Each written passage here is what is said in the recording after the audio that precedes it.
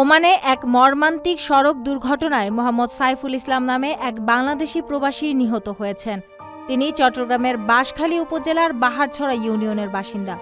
দুর্ঘটনাটি বাংলাদেশ সময় শুক্রবার রাত 12:30টার দিকে ওমানের সড়ক এলাকায় ঘটে। পরিবার সূত্রে জানা যায়, সাইফুল শুক্রবার রাতে এক বন্ধুর দাওয়াতে যোগ দিতে নিজের প্রাইভেট কারে করে যাচ্ছিলেন। পথে একটি ওমানি প্রাইভেট কার তাকে ওভারটেক করার চেষ্টা করলে মুখোমুখি সংঘর্ষ হয়। এতে দুটি গাড়ি দুমড়ে মুচড়ে যায় এবং ঘটনাস্থলেই সাইফুল ইসলাম প্রাণ হারান।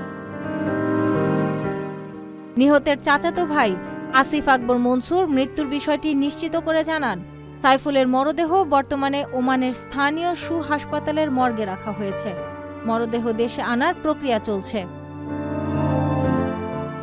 মাত্র 2.5 বছর আগে পরিবারের আর্থিক সচ্ছলতার আশায় সাইফুল ওমানে যান।